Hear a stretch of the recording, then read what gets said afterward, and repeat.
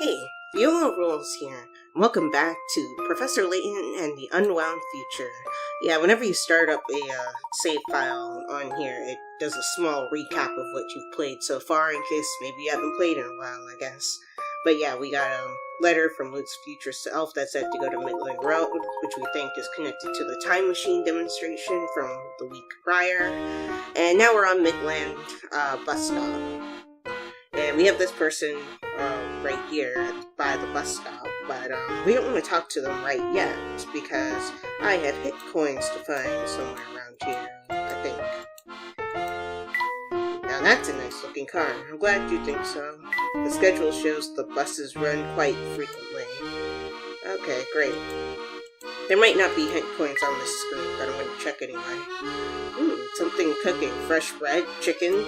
Can't tell the difference between the smell of fresh bread and chicken. The London skyline is simply magnificent. Cool. Well, anyway, let's talk to this person. Why, hello there, Bright Eyes. I can tell from the look on your faces that you're hankering to hear something useful. Sure, Florence. Alright, here's my pearl of wisdom. Go and tap that parked car right over there. Why, I already did that. Oh, okay, I had to talk to you anyway, okay. You initiate the hint coin search. Oh no, it just fell apart. Never mind that. Did you see the coin that popped out? That's a hint coin, and it's yours to keep. You just had to destroy somebody's car for it. If you ever find yourself stuck on a puzzle, you could spin one of these lovely coins to get a hint. Just remember that there's a limit to the number of hint coins you can find. If you use them willy-nilly, you may find yourself in a pinch later. Hint coins are tucked away all over the place, so tap anything that looks fishy. You might find a coin. Well, that's the end of my speech. Good luck with whatever it is you're doing out there. Ta-ta! Well, thank you, Florence. That was very useful. There we go. Okay. Oh, there's another one. Okay, so there were hint coins on this screen. Ah, and there's another. Is that it?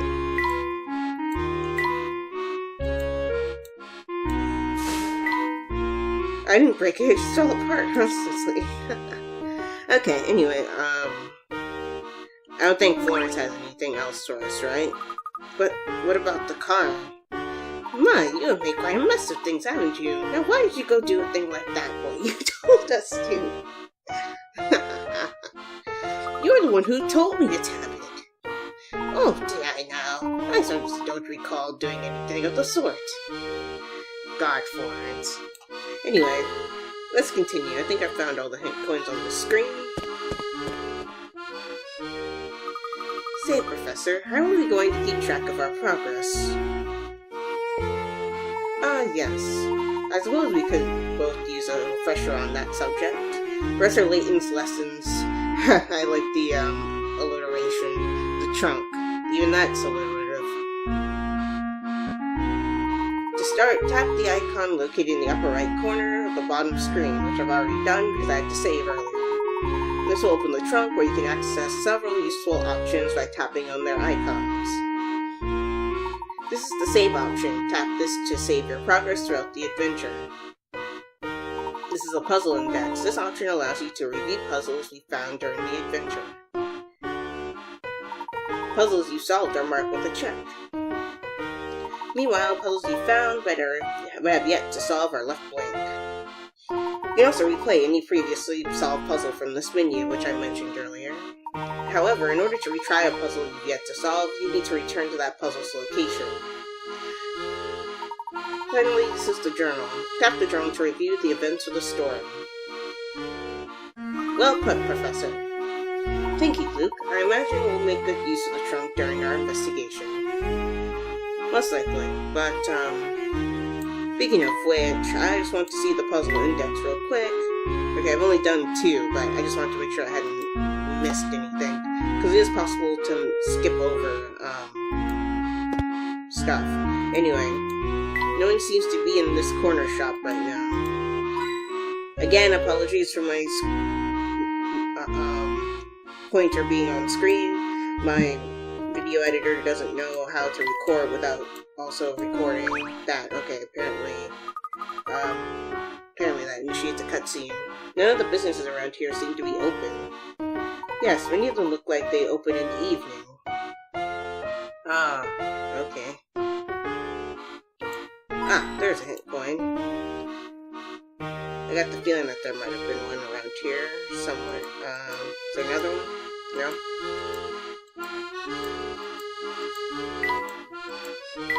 Goodness, look at all those tall buildings. Anyway, let's talk to, this guy, I guess. You're looking for a clock shop, you say? Nah, I can't say I know of one around here. Alright, well, thanks, just the same. Oh, wait just a moment, thinking on it again, I might have passed a clock shop just the other day. Don't we already know where the clock shop is because of the last puzzle we did? Terrific, do you remember where you saw it? That I'm not sure of. I have trouble remembering stuff like this when I have other things on my mind. Come on, Vito, focus. Help me with this puzzle I've had on my brain, and I might be able to recall where I saw that shop. Really? You're in luck, sir. I happen to be a bit of a whiz when it comes to puzzles. This is number 3, bus scheduling. Worth 10 pick-a-rocks, so it's an easy one. Okay, let's do it. It takes you 1 hour to get to the office by bus. Your work takes 2 hours to complete, after which you catch the bus back home.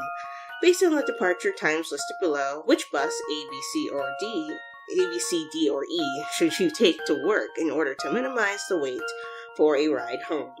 Note the departure times for the buses home are listed to the right. Okay,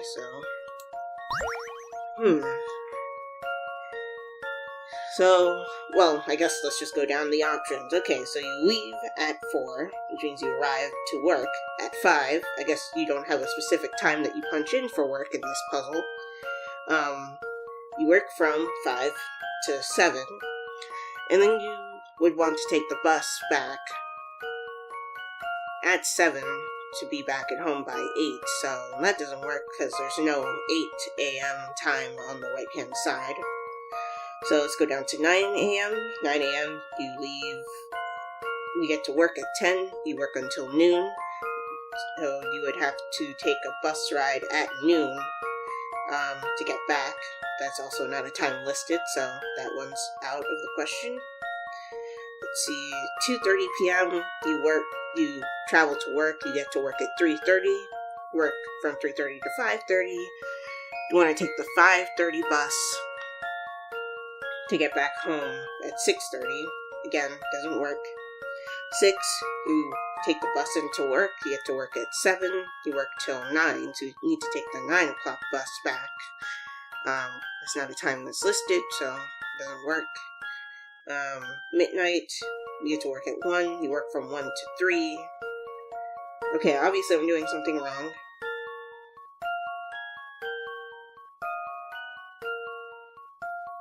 So we're trying to minimize the wait for a bus ride home. Oh, okay. Okay, so I see what they mean now. Okay, so let's go down the times again. So 4, arrive at work at 5, work from 5 to 7, which means you would need so if you were to finish work at 7, you would have, the next bus would leave at 10:30, that's a 3.5 hour wait. So, you know what, let me open the memo real quick. Let's see, so 4, that means you would finish work at 7 a.m., which means you could only take the 10:30 bus home, so that would be a wait of 3.5 hours. Okay, so that's that. If you were to leave at 9, you get to work at 10, work from 10 to noon, so you would have 12 p.m. here. which means the most convenient time to take the bus would be the 5 p.m. bus after that, which would give you a 5-hour wait. So that's longer than the first option, so that's not optimal. So 2:30, 3:30, work from 3:30 to 5:30, which means the next bus you would need to catch would be the 8 o'clock bus. So that would be a 2.5-hour wait. So far that one wins for being the shortest wait.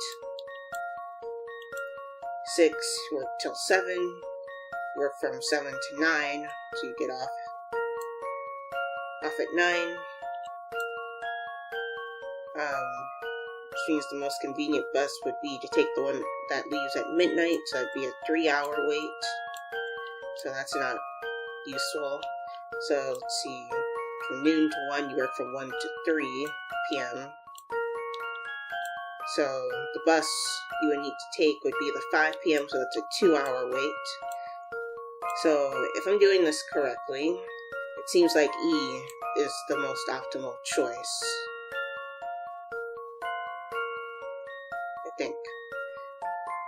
That's what makes sense to me, so let's go ahead and choose E as my final answer. How about this? Got it.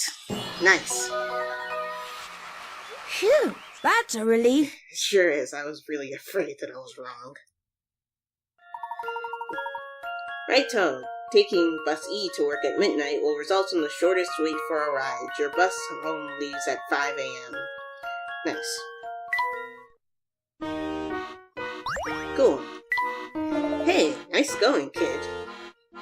Thanks. So, about that clock shop, you better not say that you don't know where the clock shop is after that. Right, the clock shop. It's somewhere on this road, I think. Well, gotta scoot. Later. Jeez, Vito. Really? Wait. He ran off. Something tells me he was more interested in getting us to solve his riddle than in helping. Rude. Not to worry, though. I'm sure we could find the clock shop on our own. Probably just a bit farther down this path. Yeah, probably. We just continue to check for hint coins real quick. There's another one. So Chardy leaves. This plant is clearly well cared for. Yeah, it would seem so. Okay, so looks like that's all for this. So let's continue down the road. Oh, hello, sir. Let's see. Watch your step now. It looks slippery there. Thanks. I'm just looking for hint coins, that's all. Yes, the clock shop's that way. I don't think that's the way to the clock shop, Professor. Okay, so we need to go left. Oh, there's another hint coin. Oops. I accidentally clicked the edge of the screen. Oops, my bad. Anyway, let's talk to you. Can't say I've ever seen you two whippersnappers before. What are you laughing at? Scashin? What type of name is that? Are you sure about that? I feel like we've met before. No. You must be thinking of someone else, but enough about that. I've got some juicy information you two might want to hear. Oh, really? Oh, if you're going to tell us about hint coins, there's no need to continue. The nice woman back there already gave us a full explanation. What? But explaining hint coins is just about the only time we ever get to chat. Oh, okay. How could you let someone else give my speech? Don't blame us. So I guess what you're saying is that we have met before. I'm certainly not feeling too hot. I'd better head home. Seeing you fellas around. Okay, that was weird. I guess if you played previous Layton games, that means something to you, but it means absolutely nothing to me. And there's another one. Oh, hey, there's a puzzle here. Where do you suppose these stairs go, Professor? I'd say they probably lead to a more residential area. Say, Luke, all of this talk of stairs has reminded me of a puzzle. Everything reminds me of puzzles. Care to hear it? Would I ever? Is this number 4? Good. Moving Day. Worth 15 pickerats, so this one's slightly harder than the other ones. There are 2 men moving boxes from the first floor to the 3rd floor. The larger man can carry 2 boxes at a time, and it takes him 1 minute to get to the 3rd floor. The smaller man can carry only 1 box at a time, but it takes him just 30 seconds to make it to the 3rd floor. Okay. For both men, the return trip to the 1st floor is the same as the trip up. If there were 7 boxes total, how many minutes would it take the men to get all the boxes to the 3rd floor? Okay, so bringing out the memo pen again. Tap input answer to display the screen shown below. You can write in your answer area. When you finish inputting your answer, tap submit. Okay, thanks. Okay. So there are 7 boxes between the 2 of them. So there's an odd number. Remember, so 7 boxes. So the big man can carry 2 boxes each, and the small man can carry only 1.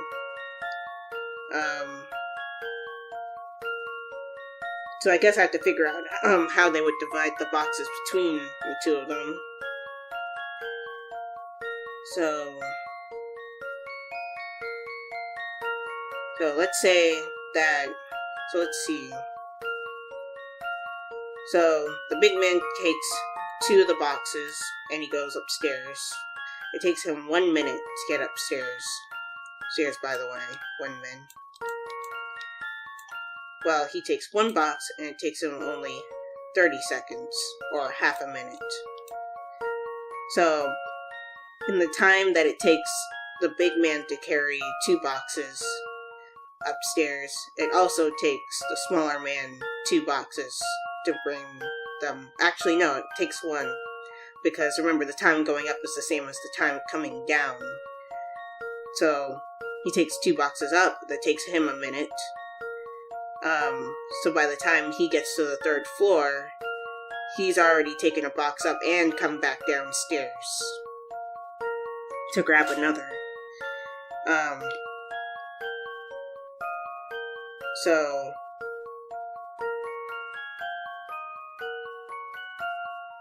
wait.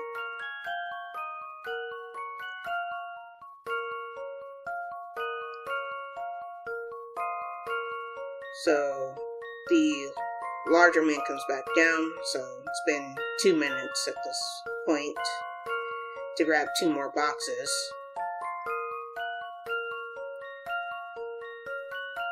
Hang on, I'm just confusing myself.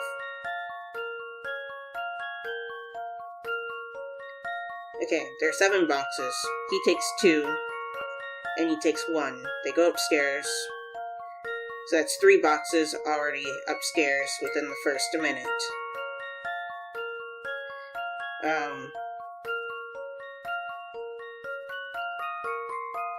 So, by the time the large man reaches the 3rd floor, the smaller man has already taken a box up and come back down.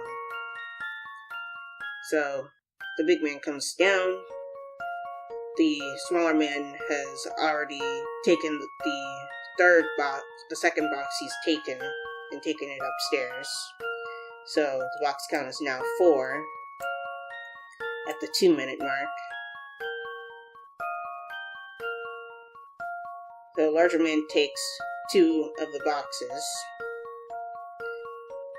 and goes upstairs with them.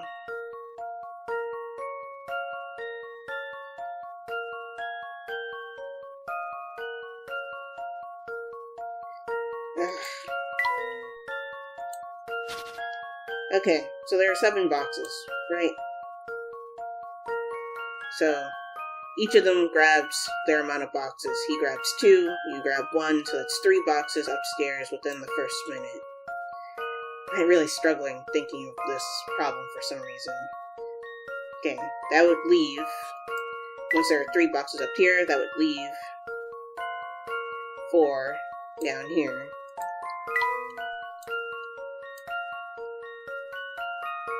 And this is all within 1 minute. The 2-minute mark, the larger man is finally back downstairs ready to take another box.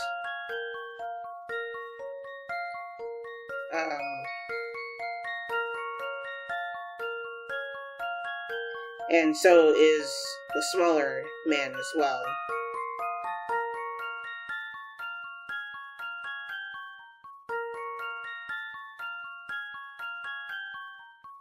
Here's a problem I'm having is with the smaller man. I'm just going to do them separately because I'm confusing myself. So the bigger man, he takes 2 of the boxes. He goes upstairs. He makes his delivery at the 1-minute mark. By the 2-minute mark, he's back downstairs. He grabs another 2 boxes, and he's back upstairs by the end of minute 3. So that would be 2, 4, 6 boxes, but that can't be because you have to factor in what the smaller man is doing.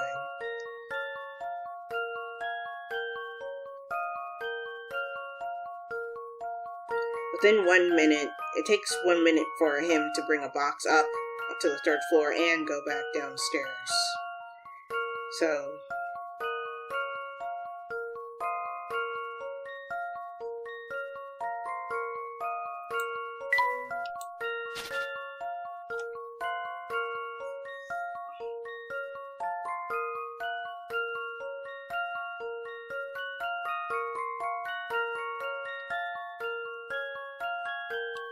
so there are 7 boxes. Both the smaller man and large man start on the bottom floor. Each of them take their respective boxes. The bigger man takes 2, and the smaller man takes 1.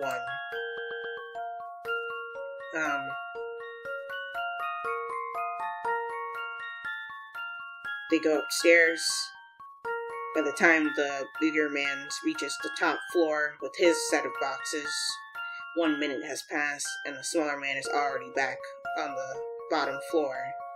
But there are now 3 boxes total at the top, leaving 4 down here. The smaller man takes a box and brings it upstairs, and then comes back down.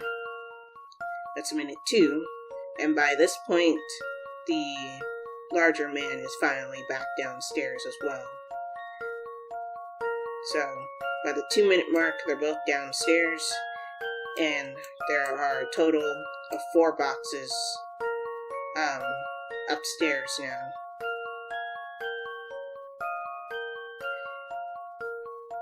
So that leaves 3 left, so each of them take the remaining boxes and go upstairs with them.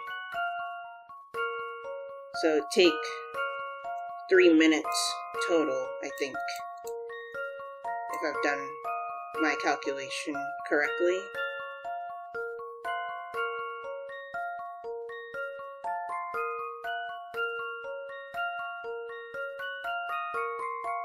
Because within 3 minutes, the smaller man can bring 3 boxes up, and within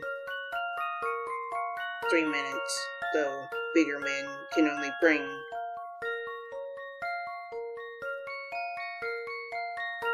4 boxes.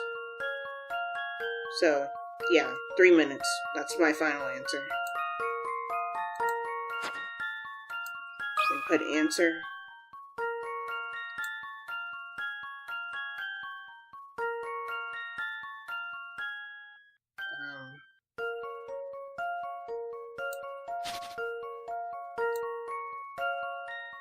I'm going to write it there, just because I don't want it to interpret it as me trying to write 30 by accident. 3, final answer. How about Got this?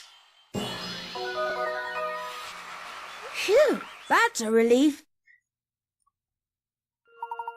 Correct. It would take 3 minutes to get all the boxes to the top floor. This puzzle gets a lot easier if you draw a diagram.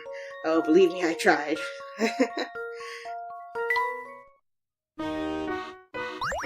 Yay, complete puzzle number 4. Exemplary thinking, Luke. Now let's get back to work. That was an optional puzzle, obviously, because you didn't have to do that one. There's nothing up there but rows of houses. Okay, so we have no business up there right now. Okay, I think we can continue.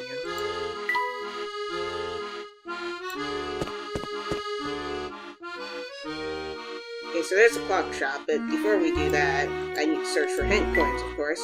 This area is quite dank. I'm guessing that's a way to say dark. Don't touch that or you'll get your hands all dirty.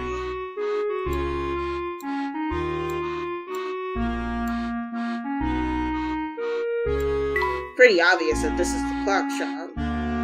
Okay. Whoa, that was close. My shoes nearly got us soaking.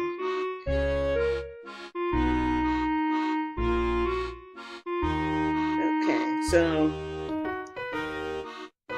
yeah, I think we can go inside the clock shop at this point. This must be the place, Professor. Ah, finally. I'll get the door. Huh? What seems to be the matter, Luke? The door is locked. Now how are we supposed to get in? Let me have a look. Ah, of course. It seems we need to solve a puzzle on this door to gain entrance. Of course we do. Puzzle number 5, the timepiece. By the way, the puzzle will not reorder themselves, so if you skip the other ones, it won't suddenly say that this is puzzle 3, it'll say it's puzzle 5. That's how you'll know that you've missed something. It's worth 20 picarats. Okay, this one's difficult. Oh, good God. You've arrived at the clock shop, but there doesn't seem to be a way to open the door. While you're looking for the doorknob, a voice from inside calls out, "Press the panel with the timepiece." What panel do you press? Remember, you can only press one.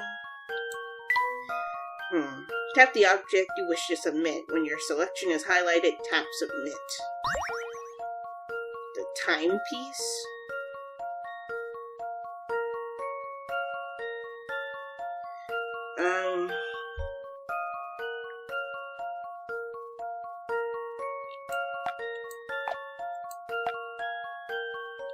The panel with the timepiece. I don't know what that means. Okay, so these outer edges count as well.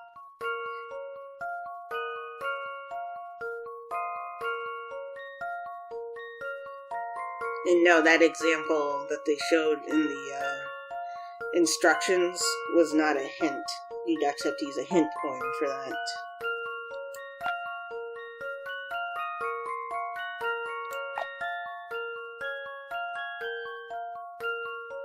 I don't know what they mean by timepiece. That's what's confusing me.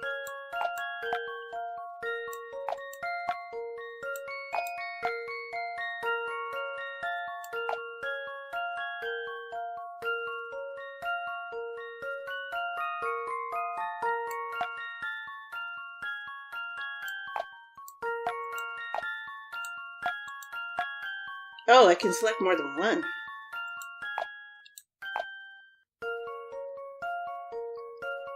Does that mean I have to select more than one?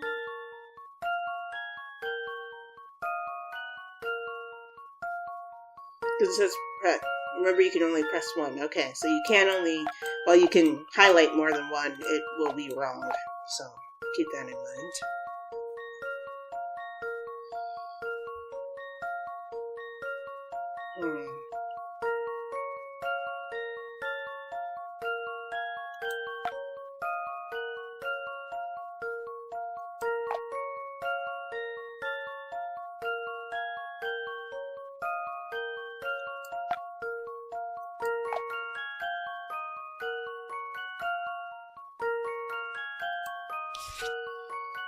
Being in memo mode's not going to help me. I really don't want to use a hint coin, but I might have to for this one. Because this one's, really doesn't tell you anything.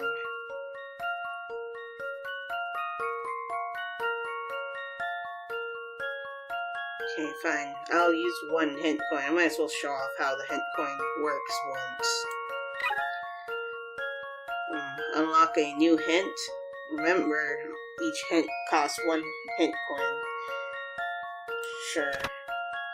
Look for a panel with a timepiece. However, keep in mind that there are many different kinds of timepieces. Since the instruction tells you press the panel with the timepiece, you should know that the entire timepiece should fit on 1 panel. Okay, I don't know what a timepiece is.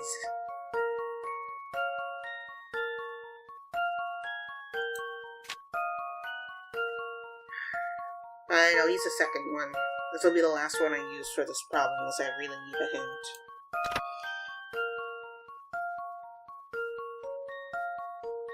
You're not looking for an ordinary analog or digital clock. There are other types of timepieces besides those with a lot of moving parts. Try to think of some examples.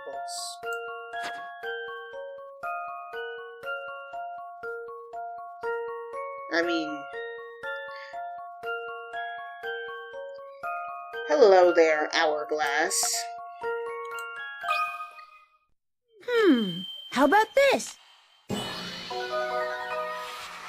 No puzzle can stop Layton's apprentice. I shouldn't have had to waste 2 of my hint coins on that. Yeah, the answer should have been obvious. Exactly. If you look closely, you'll see an hourglass on the correct panel. Now, look, the door is opening. Puzzle 5, the timepiece is now in your puzzle index. Cool. That did the trick. Ooh, we have a cutscene.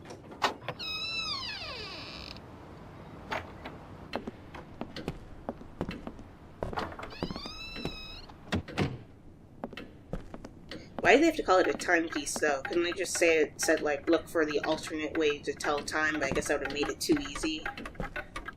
Oh my god. The clocks aren't ticking in sync.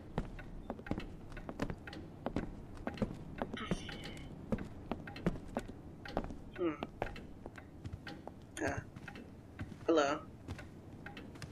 I wasn't sure if that was a real person or not. Huh? Look, over there! What's this? Oh, hey, it's a clock kind of like the one that was used in the demonstration. Look at that. Oh, gracious customers! We haven't had any of those in ages. Welcome. That's because you have an impossible puzzle on your door. Good day to you, madam. We'll have to excuse us, but we're not actually here to shop. You see, I received a letter the other day pointing me here. You mean Luke received a letter? Hee-hee-hoo, a letter, you say? Let me have a look at it, dearie. Yes, there's no mistake here. Whoever sent you this wanted you to visit our little shop. So you don't know the person who sent out this letter? Unfortunately, I can't say I do. But I do know who you are, Professor Layton. Oh, really? Then how do you know the professor? Well, it's not hard to know a man who's in the paper so often. True, we are kind of famous. And I do so love my morning paper. I read it front to back every day. So of course I know the professor. Did you hear that, Professor? Further proof that you're famous throughout all of London. Even all the way out here. Hey now, what do you mean all the way out here? Just because we don't fancy living in sardine tin flats doesn't mean we're not centrally located. Still, it's quite a surprise to see the famous Professor Layton in the flesh. I'm going to need proof before I believe you're not just some celebrity impersonator. Oh god, another puzzle? Needling needles, 15. Okay, this one's not as hard as the last one. It's so dark in the shop that I'm having trouble seeing these tiny needles and threads. Can you help me out of this jam, dearie? There are 2 threads, A and B. How many needle eyes does thread A pass through? Oh, it's one of these. Like, you know, those ones you would do, like, as a kid, where it's, like, follow the correct path out of the maze, and it's, like, this ball of yarn that's tangled together. Anyway, let's see, so, thread A. So, let's see, it passes through 1, 2, I think. Wait. Nope, that's incorrect. Oops. Because needle head, not just the needle overlapping the string. So far we have 1, There's 2. There's 3.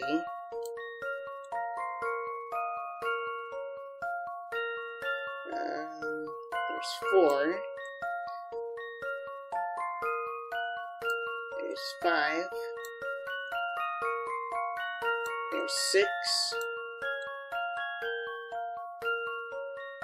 There's 7. There's 8. There's 9. There's 10. It would appear 10 is the correct answer.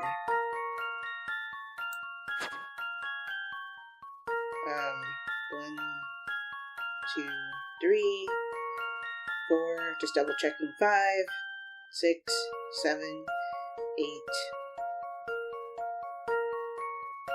Wait.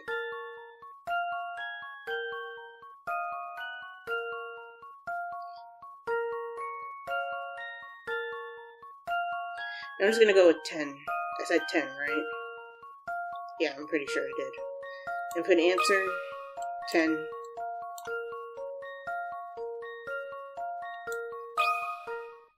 Let's see if I've got this right. Oh, I got it. Okay. I was scared for a second there. Just as I suspected. Because his facial expression didn't change for a second. You got it. Thread A goes through 10 needles. Counting those needles sure is hard work. It kind of was, surprisingly. Needling needles is now in your puzzle index. Well, I for one am thoroughly convinced. You certainly do live up to your reputation. Thank you, Spring. Of course he does. Yes, well, about that letter.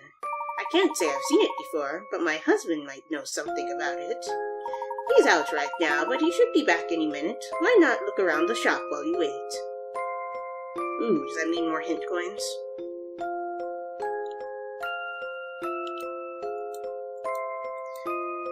Probably, but I'm going to end this episode here. If you guys enjoyed it, give this video a like. Also be sure to like my Facebook page and follow me on Twitter, as well as support my Patreon. All 3 links will be in the description below.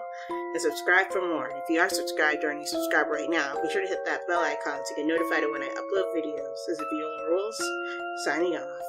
Talk to you later.